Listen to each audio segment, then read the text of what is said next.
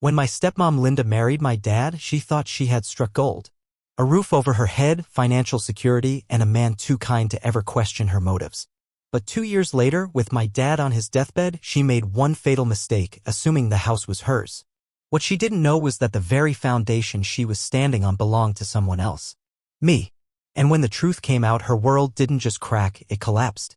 My dad, Edward, had always been a simple man. He worked hard, loved my mom deeply, and spent 30 years building a life with her. When she passed away, it shattered him. I've seen grief before, but this wasn't just sorrow, it was complete devastation. He lost himself in it. Within months, he also lost his job. Then his apartment. Then whatever sense of stability he had left. I was the only one he had. And when I saw him struggling to hold himself together, I knew what I had to do. I bought him a house, not a mansion, not anything fancy, just a solid little place in a quiet neighborhood where he could have some peace. He didn't ask for it, but he needed it. And I needed him to be okay. For a while, things got better. Slowly, he started finding his footing again. He'd sit on the porch with his old dog, Buster, sipping coffee and watching the world go by. Buster had been my mom's dog, and in many ways, he was the last piece of her my dad had left. That dog wasn't just a pet, he was family. Every weekend, I'd come by, grill some burgers, and for a few hours, it almost felt like things were normal again. Almost. Then she came along. Linda wasn't just a woman my dad met, she was an answer to his loneliness. At first, I thought she was harmless. She was polite, smiled a lot, and always seemed eager to help around the house. If she made my dad happy, who was I to judge? When he told me he was marrying her, I didn't love the idea, but I didn't fight it either. He deserved to have some happiness again. What I didn't realize was that Linda wasn't moving into his life. She was taking over. First, it was little things. A new lamp here. A different set of curtains there. Then, before I knew it, my dad's home was her home. And it didn't stop there. Within a few months, her daughter Chloe showed up. She was in her late 20s, fully capable of supporting herself, yet there she was, bags in hand, moving in like she owned the place. I should have said something then. But I didn't. And that was my mistake. Because not long after, her youngest daughter, Madison, moved in too. And suddenly, my dad wasn't just sharing his home, he was a guest in it. I saw the shift immediately. At first, he would sit quietly, letting them rearrange things, letting them make the rules. Then his old recliner, the chair he sat in every night, disappeared, replaced by some modern, uncomfortable piece of furniture they picked out. Then his framed photos of my mom were slowly moved from the living room to a back shelf in his bedroom. Little by little, he was being erased. But the breaking point? The day they came for Buster. I showed up one weekend as usual, expecting to spend some time with my dad. The second I stepped inside, I could feel it, something was off. Madison was sitting on the couch, scrolling through her phone, barely looking up. Chloe was in the kitchen, pretending I wasn't there. But Linda? She was waiting. "We need to talk," she said, fake sympathy dripping from her voice. That's when she hit me with it. "Buster makes Madison uncomfortable." I blinked. "What?" She doesn't feel safe with him around." I laughed. Literally laughed. Because what else could I do? Buster was 12 years old. He barely had the energy to walk up the stairs. The most aggressive thing he'd ever done was wag his tail too hard. "You're joking," I said, still waiting for the punchline. But Linda wasn't joking. She had already decided. "It's probably time for Buster to go," she said. And that's when I saw it, the look on my dad's face. He wasn't arguing. He wasn't fighting back. He looked defeated. They had been chipping away at him for months, maybe even longer. And now? They were going for the last thing he had left. I wasn't going to let that happen. "If Buster goes, he's coming with me." Linda pursed her lips, clearly irritated. "That's not the point." I cut her off. "No, that's exactly the point. You don't get to walk in here and decide what stays and what goes. You don't own this house." It was the first time I said it out loud. Linda stiffened, her eyes narrowing just slightly. "This is your father's home." She said it like it was a warning. But here's the thing, she was wrong. This wasn't my dad's home. It was mine. I was the one who bought it. The one who paid the mortgage. And while I let my dad live there without a second thought, I had never, not once, signed it over to him. Linda didn't know that. Not yet. So I let her think she had the upper hand. For now. I took Buster that day, brought him back to my place, and from then on, every time I visited my dad, I made sure Buster came too. And every time I saw it, the growing resentment in Linda's eyes, in Chloe's sneers, in Madison's fake little sighs whenever Buster walked in. They wanted control. They wanted everything. And they thought all they had to do was wait for my dad to be too weak to stop them. But what they didn't realize, they weren't just waiting for my dad to fade away. They were walking straight into a trap. The next few months felt like watching a slow-motion car crash, except I knew exactly when impact would happen. Every time I visited my dad's house, I could feel the tension thickening, the invisible battle lines being drawn. Linda and her daughters weren't just comfortable, they were entitled. They walked around like they owned the place, treating my dad like an old relic taking up space in their new home. And my dad? He was getting weaker. The once proud man who used to stand tall, who used to tell stories with a booming laugh, was now a shadow of himself. The stress, the sickness, the slow erosion of everything he had left, it was wearing him down. And they knew it. Linda, Chloe, Madison, they were just waiting. Waiting for him to be too weak to protest. Waiting for their moment to claim everything. What they didn't know was that the real owner of that house wasn't fading away. He was watching. And he was ready. One evening I stopped by unannounced. I hadn't seen my dad in a few days, and something in my gut told me I needed to check in. The second I stepped inside, I knew something was wrong. The air was heavy. The TV was on, but nobody was watching. Linda sat in the kitchen, swirling a glass of wine like she was in some fancy penthouse instead of a house she had no claim to. Chloe was sprawled across the couch, scrolling through her phone, while Madison sat at the dining table, pretending to be interested in some magazine. And my dad? He wasn't there. I scanned the room. Where's Dad? Linda barely looked up. Oh, he's resting. He's been tired lately. You know how it is. No, I didn't. Because my dad never just rested. He was the type to push through, to sit outside even when he wasn't feeling well, to at least try to enjoy whatever time he had left. Without another word, I walked past them, heading straight to his bedroom.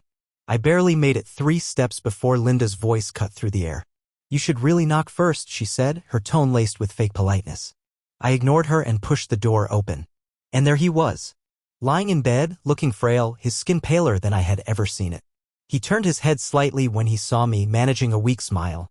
Hey, kid, he said, his voice rough. I sat on the edge of the bed. Hey, old man. How you feeling? He exhaled slowly. Tired. That was all he said. And for my dad? That one word said everything. I felt my stomach twist. Something wasn't right. I glanced around the room, my eyes narrowing.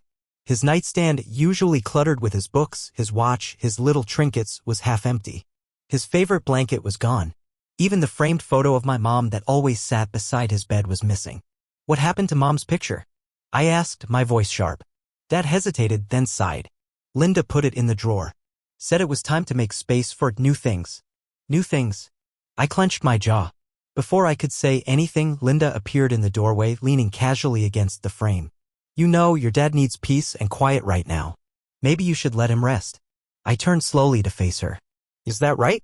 She gave me one of those fake sympathetic smiles. I know this is hard for you. But we're taking care of him. You don't need to worry. I stared at her, my fists tightening. She had no idea. She had no idea that the house she was slowly sinking her claws into wasn't my dad's to give.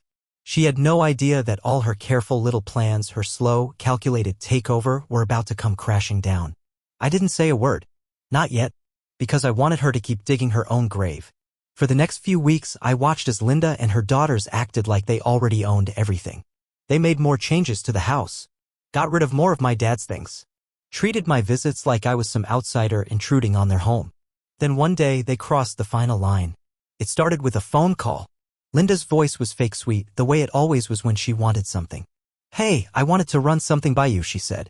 With your dad not doing so well, I think it's time we start preparing for the future. You know, just in case. Just in case. I already knew where this was going. We've been thinking, she continued, it would be nice to make some updates to the house. Really turn it into a home that reflects our family. Our family. I let the silence stretch, letting her think she was still in control. That sounds like a big project, I finally said. Who's paying for it? Oh, well, I mean, technically, the house belongs to your dad, so once, you know, things settle down, I'll be in charge of all that. That was it. That was the moment. I almost wanted to laugh. She really thought she had one. I leaned back in my chair, keeping my voice calm. Linda, let me ask you something. Did Dad ever actually tell you this house was his? Silence. A pause, just long enough for me to know the answer. Then she let out a nervous little laugh. What are you talking about? I mean, did he ever tell you, specifically, that he owned this house? That it would be yours? More silence. Then her voice tightened. Edward wanted me to be taken care of. I smiled. I'm sure he did. But you didn't answer my question. I could hear her breathing, short and clipped. Then she scoffed. This is ridiculous. Of course, this house belongs to your father. He's lived here for years. I nodded. Yeah, he has. And I let him. Because I bought this house for him. It's mine. It always has been. Silence. Not just any silence. The kind of silence that comes right before an explosion. Then she snapped. That's a lie. I chuckled. It's really not. I have the paperwork to prove it. My name is on the deed. Not his. And definitely not yours. I could practically hear the gears in her head screeching to a halt. She was caught. You're lying, she spat. Am I? I said, letting the smirk creep into my voice. Because I'd be happy to show you the documents. Or better yet, we can ask my lawyer. He's the one who drew them up. Then she did what all desperate people do when they realize their plan has fallen apart. She got angry. This is our home, she shrieked. You can't just throw us out. I didn't raise my voice. I didn't need to. Linda, you and your daughters have 30 days to figure out where you're going next. Because once my dad is gone, so are you. I hung up the phone, leaned back, and exhaled. The game was over. They just didn't know it yet. Before I continue, I want to know, where are you watching from? Drop your country or state in the comments below.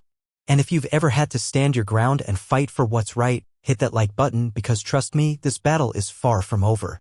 Linda was quiet for exactly 2 days.